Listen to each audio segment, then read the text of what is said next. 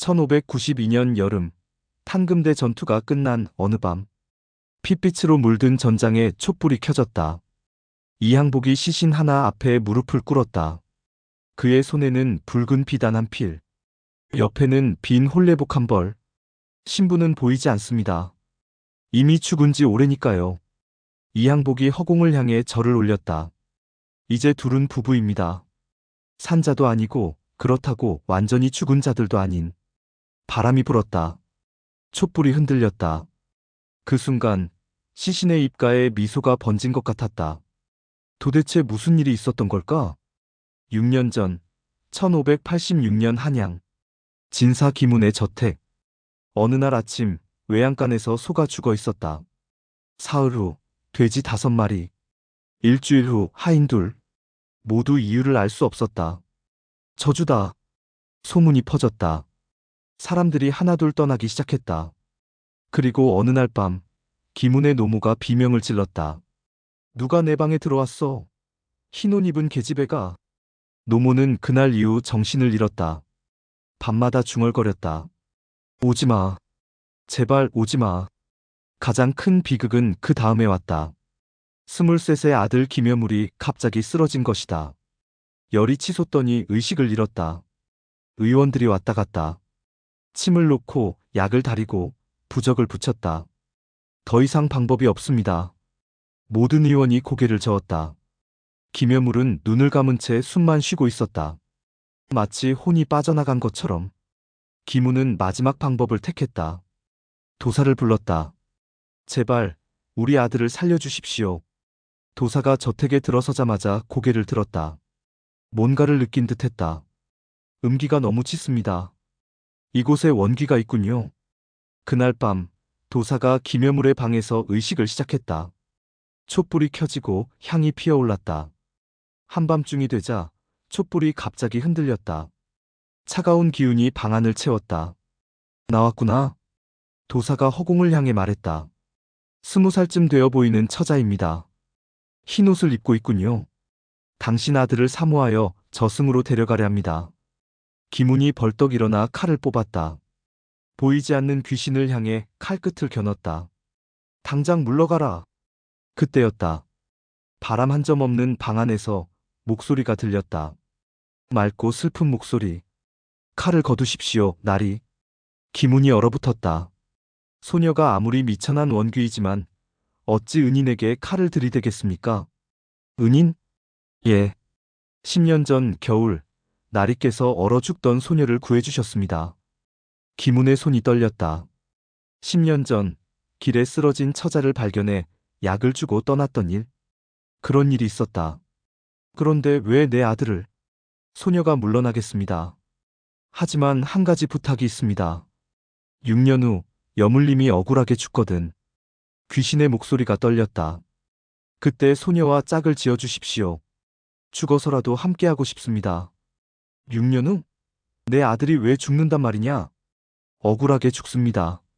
나라를 위해 싸우다가. 말도 안 되는 소리를.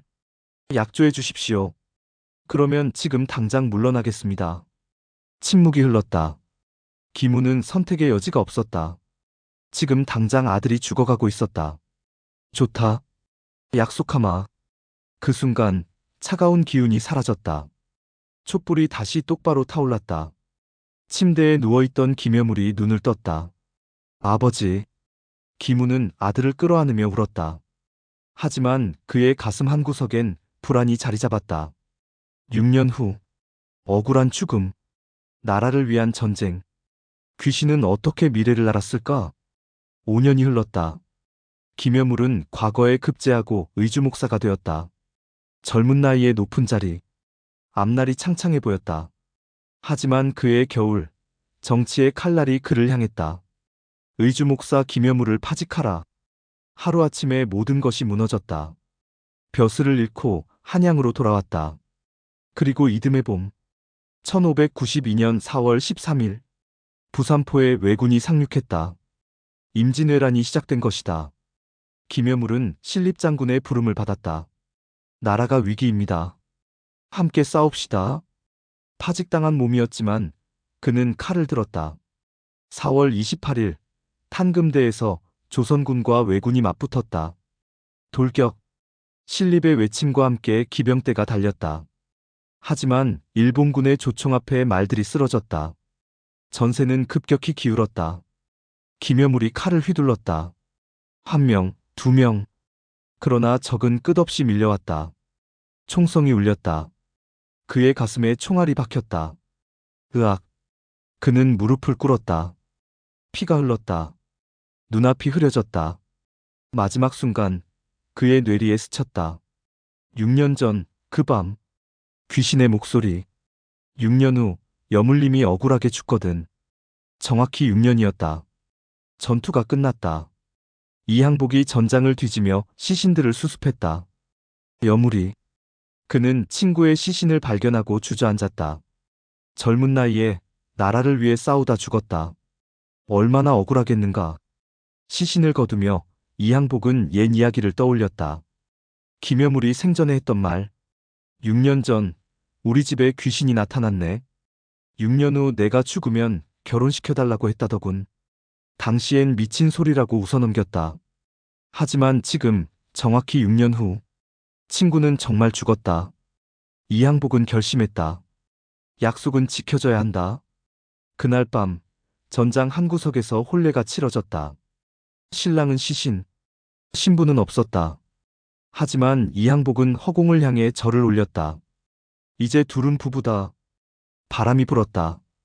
그리고 시신의 얼굴에 평화로운 미소가 번졌다. 지금까지는 상상이 섞인 이야기였습니다. 하지만 핵심은 실화입니다. 조선시대 어우야담에 실제로 기록되어 있죠. 1586년 외암 기문의 집. 가축과 하인들이 의문사했고 노모는 정신착란, 아들 김여물은 혼수 상태에 빠졌습니다. 도사가 와서 보니 젊은 처녀 귀신이 김여물을 사모하고 있었다고 합니다. 기문이 칼로 위협하자 귀신은 이렇게 말했습니다. 6년 후 여물님이 억울하게 죽거든 소녀와 짝을 지어달라. 그리고 정확히 6년 뒤 5년 후인 1591년 김여물은 의주 목사가 되었다가 파직당했습니다. 그리고 1년 뒤인 1592년 임진왜란이 발발했죠. 김여물은 신립장군 휘하에서 탄금대 전투에 참전했다가 전사했습니다. 귀신의 예언대로 정확히 6년 만에 나라를 위해 싸우다가 억울하게 이항복이 시신을 수습한 뒤 실제로 영혼결혼식을 거행했다고 어우야담은 기록합니다. 어떻게 귀신이 임진왜란을 미리 알았을까요? 혹시 김여물의 운명을 별자리처럼 읽어낸 걸까요? 역사는 답하지 않습니다. 다만 한 가지는 확실합니다. 그 혼례 이후 김운 집안의 저주가 완전히 사라졌다는 것. 6년 전 약속, 6년 후 죽음. 어쩌면 우리가 아는 것보다 이 세상은 훨씬 더 복잡한 곳인지도 모릅니다. 과거와 미래가, 산자와 죽은 자가, 보이는 것과 보이지 않는 것이 얽혀있는. 김여물은 마지막 순간 6년 전 그 밤을 기억했을까요? 역사는 침묵합니다. 다만 한 가지 확실한 건 어떤 약속은 죽음보다 강하다는 것. 다음에도 미스터리하고 흥미로운 이야기로 찾아뵙겠습니다.